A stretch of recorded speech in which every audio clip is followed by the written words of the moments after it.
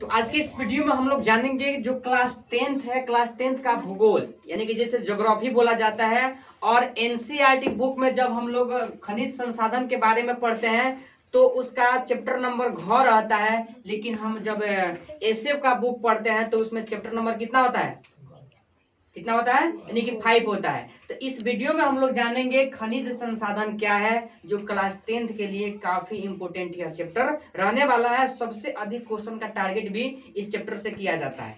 तो आइए जानते हैं कि खनिज संसाधन आखिर होता क्या है। तो खनिज संसाधन के बारे में कोई बताइए, खनिज होते क्या है, खनिज का निर्माण आखिर हुआ कैसे।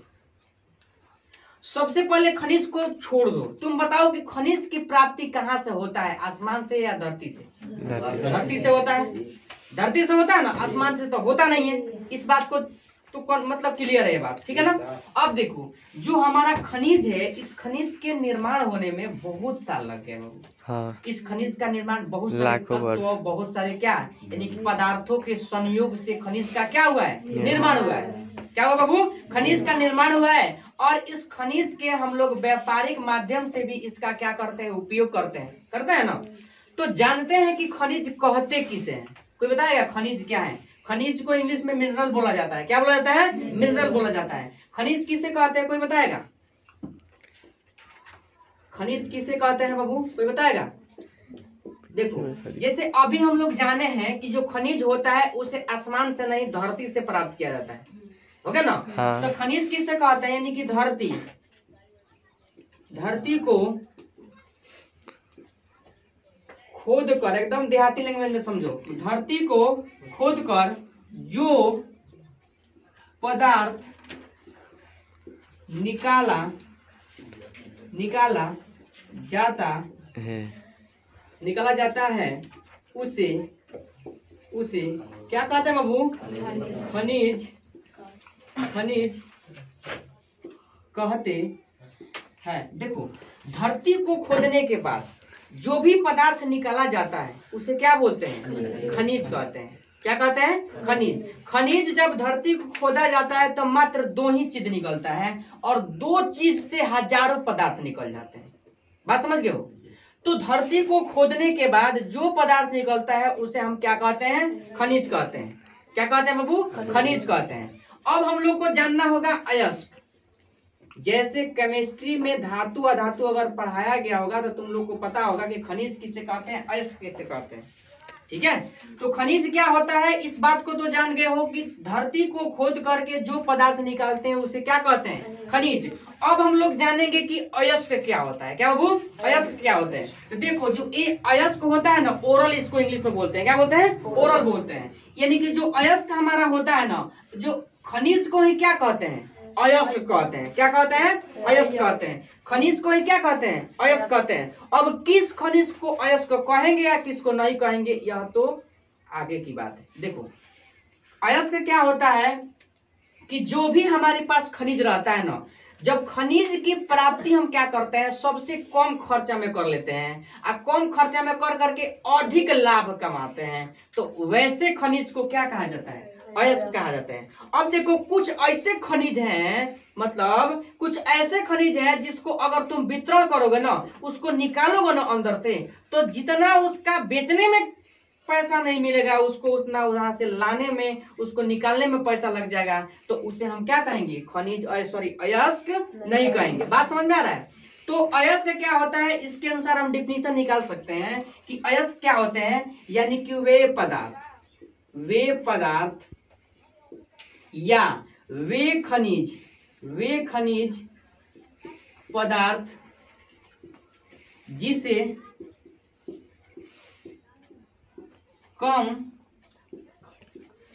कम खर्चे में प्राप्त किया जा सकता है एवं उससे अधिक लाभ कमाया जा सकता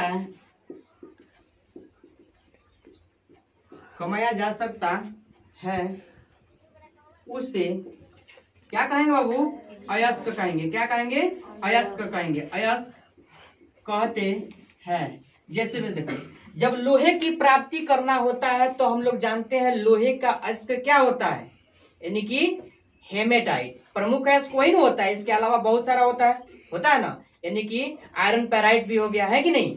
अगर देखो एल्युमिनियम तुमको प्राप्त करना है तो एल्युमिनियम का प्रमुख अयस्क क्या होता है, यानी कि बॉक्साइट होता है। तो बॉक्साइट से हम क्या करते हैं, एल्युमिनियम प्राप्त करते हैं। तो वही है अयस्क क्या होता है, यानी कि अयस्क वे खनिज पदार्थ होते हैं जिसे हम कम खर्च में क्या कर सकते हैं, यानी कि प्राप्त कर सकते हैं, और जिससे अधिक हम क्या हो सके, लाभ हो सके, उसे ही हम लोग क्या बोलते हैं बाबू, खनिज कहते हैं। क्या सॉरी अयस्क कहते हैं। क्या कहते हैं, अयस्क कहते हैं। इस बात को समझ गए। जैसे में लिखना होगा तो क्या होता है, हेमाटाइट, बॉक्साइट, ऐसे करके बहुत सारा तुमको अयस्क मिल जाएगा। आगे हम पढ़ेंगे तो, है कि नहीं।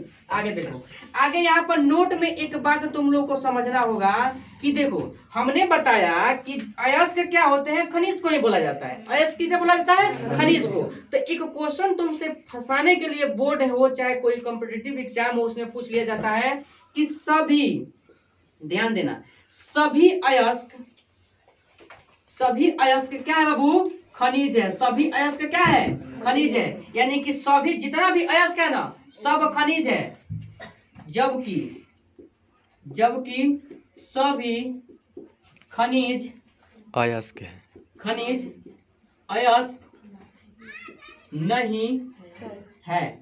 इस बात को तुम लोग समझे हो। देखो सभी अयस्क क्या है, खनिज है, जबकि सभी खनिज अयस्क नहीं है। अर्थात हम शुरू में ही बताए थे कि जो अयस्क होते हैं उसे खनिज कहते, खनिज ही क्या कहते हैं, अयस्क, खनिज को ही अयस्क कहते हैं। और अयस्क हम उसी को और उसी खनिज बोलेंगे जिसको हमको कम खर्च में क्या हो जाए, प्राप्ति हो गए। अर्थात अगर उदाहरण समझाए तुमको तो मान लो कि यहाँ पर कुछ पुलिस वाले हैं, क्या बाबू, कुछ पुलिस वाले हैं। तो सभी पुलिस वाले क्या है, एक व्यक्ति है ना, इंसान है ना, कि जानवर है। तो सभी पुलिस वाले क्या है, इंसान है। लेकिन सभी आदमी चाहे सभी इंसान पुलिस है नहीं है। कॉन्सेप्ट समझ रहे हो। हाँ। यानी कि यहाँ पर बहुत सारे पुलिस वाले हैं, तो जितना भी पुलिस वाले हैं कोई जानवर तो है नहीं, सब लोग क्या है, इंसान है, आदमी है। लेकिन सभी इंसान चाहे सभी आदमी पुलिस नहीं है। यही कह रहे हैं कि सभी अयस्क, यानी कि जो कम खर्चा में प्राप्त हो जाएगा उसे ही क्या बोलेंगे, अयस्क बोलेंगे। और कम खर्चा में किसे प्राप्त कर सकते हैं, खनिज को। जबकि सभी खनिज को अयस्क नहीं कर सकते हैं। सभी खनिज को हम कम खर्चा में नहीं प्राप्त कर सकते हैं। कोई कई 100 मिलीमीटर यानी कि किलोमीटर नीचे अगर मिल जाए समुद्र का, तो उसे जितना पैसा लगेगा उसको लाने में उतना लाभ तो होगा नहीं। इसलिए हम सभी खनिज को अयस्क नहीं बोल सकते हैं। सभी खनिज को अयस्क नहीं बोल सकते हैं। बात समझ गया। अब देखो इस खनिजों को हम लोग 2 भागों में बांटते हैं। प्रमुख रूप से 2 भागों में, नहीं तो इसे 3 भाग में भी बांट के क्या करते हैं, अध्ययन करता है। बात समझ में आई, बात समझ में आई। तो खनिजों को हम लोग कितने भागों में बांटते हैं, 2 भागों में बांटते हैं। एक को धात्विक खनिज कहा जाता है, एक को क्या कहा जाता है, अधात्विक खनिज। एक को क्या कहा जाता है, धात्विक खनिज, और एक को क्या कहा जाता है, अधात्विक खनिज। जैसे में देखो नीचे दिखाई दे रहा है बाबू, हाँ हो जाएगा नीचे ना। हाँ। देखो खनिज को कितने भागों में बांटते हैं हम लोग, खनिज को कितने भागों में बांटते हैं बाबू, खनिज को हम लोग 2 भागों में बांटते हैं। कितने भागों में बांटते हैं, 2 भागों में बांटते हैं। इस बात को समझो। हाँ। एक को कहते हैं धात्विक खनिज, कौन सा खनिज, धात्विक खनिज, ठीक है। एक को क्या कहते हैं, अधात्विक खनिज। क्या कहते हैं बाबू, अधात्विक खनिज। यानी कि कहने का मतलब ये है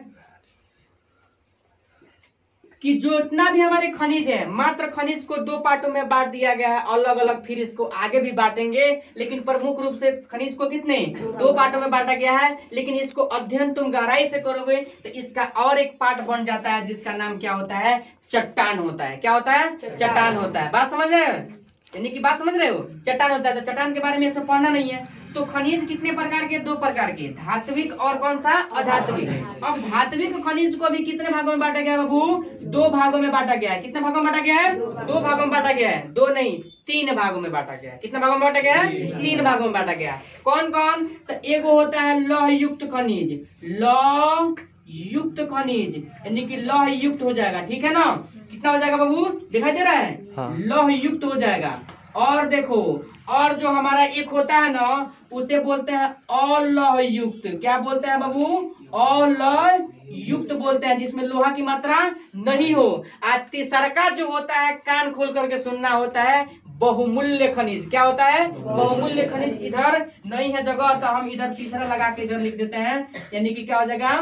बहुमूल्य खनिज। क्या होता है? बहुमूल्य खनिज। बात समझ में आ रहा है? अब देखो, यानी कि खनिज को कितने, धात्विक खनिज को कितने भागों में? 3 भागों में, यानी कि लौह युक्त खनिज, अलौह युक्त खनिज और बहुमूल्य खनिज।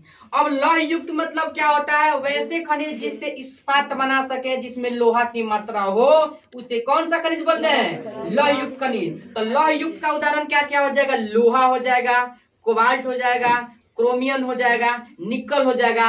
ऐसे ऐसे बहुत सारे जिसमें हम क्या करें, लोहा की मात्रा हो, जिससे इस्पात बना ले, उसे कौन सा खनिज? लौह युक्त। तो इसका एग्जाम्पल तुमसे पूछा जाए तो क्या हो जाएगा? यानी कि Fe हो गया, ठीक है, और इसका निकल हो जाएगा, होगा ना निकल, इसका क्रोमियम हो जाएगा, ठीक है ना, इसका CO कोबाल्ट हो जाएगा, इसको ध्यान रखना, ठीक है ना, क्या हो जाएगा? कोबाल्ट इत्यादि बहुत सारा मिलेगा ना। तो तुम लोग को लौह युक्त खनिज का समझ में आया? आगे देखो, आगे अगर समझो कि अलौह युक्त खनिज, अलौह युक्त खनिज का मतलब ये हुआ कि जिसमें लोहा की मात्रा नहीं हो, कम नहीं हो, ना के बराबर समझो, जिसमें लोहा की मात्रा है ही नहीं, जिससे हम इस्पात बना ही नहीं सकते हैं, उसे कौन सा खनिज बनते हैं? अलौह युक्त खनिज। जैसे में कॉपर हो गया, जिंक हो गया, एल्युमिनियम हो गया, है कि नहीं? बात समझ में आ रही? टंगस्टन हो गया, ये सब क्या है? इसमें लोहा की मात्रा नहीं है, ठीक है ना बाबू? तो इसमें क्या हो गया? शीशा हो गया, इसमें लोहा की मात्रा है नहीं है, तो इसका क्या होगा? अलौह युक्त का क्या हो जाएगा? यानी कि तुम बोल सकते हो कॉपर हो गया, जिंक हो गया, यानी कि जब हम टंगस्टन को लिखते हैं तो टंगस्टन को W से लिखते हैं, ठीक है ना बाबू? इसका संकेत क्या होता है? W होता है। इसके बाद एल्युमिनियम हो गया, क्या हो जाएगा बाबू? एल्युमिनियम हो जाएगा, शीशा हो जाएगा, ये सब क्या है? अलौह युक्त खनिज हो गया। क्या हो गया बाबू? सॉरी, शीशा नहीं होगा, अलौह युक्त खनिज हो गया। बात समझे? जिसमें लोहा की मात्रा है ही नहीं, उसे क्या बोलेंगे? अलौह युक्त खनिज बोलेंगे। अब समझो तीसरा का इसका पार्ट क्या था? यानी कि बहुमूल्य खनिज। क्या था बाबू? बहुमूल्य खनिज। क्या था?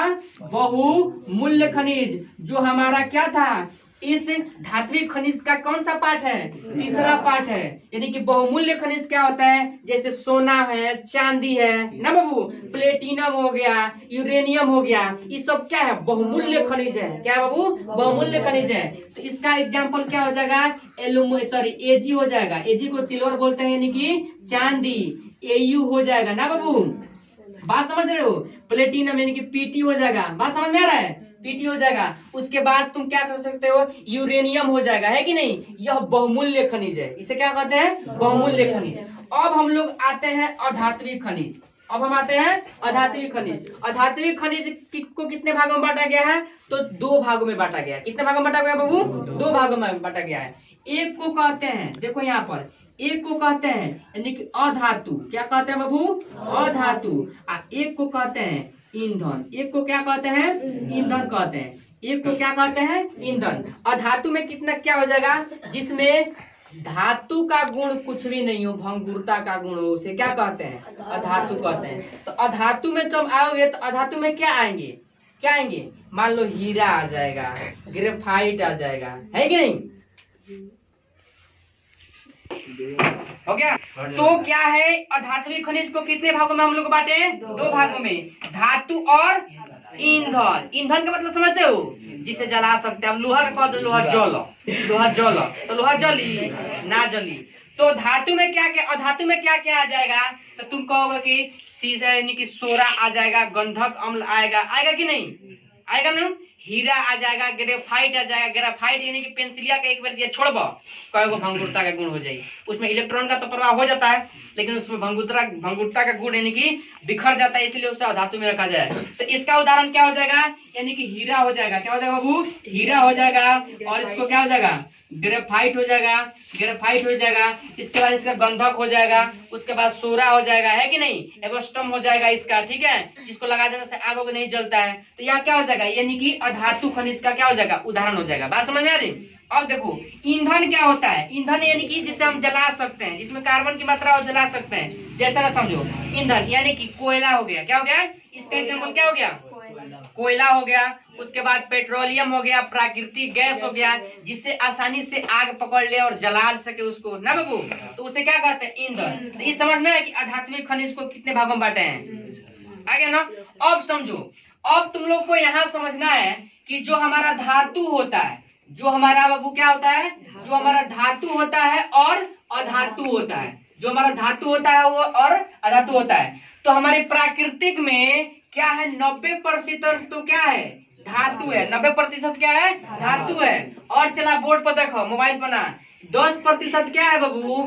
क्या है? अधातु है। यानी कि पूरे हमारे प्रकृति में कितना? 90% धातु है और 10% क्या है? अधातु है। और तुम्हारा बॉडी भी धातु अधातु से ही मिलकर बना है। यानी कि जो हमारा मानव शरीर है क्या बाबू? मानव जो क्या है?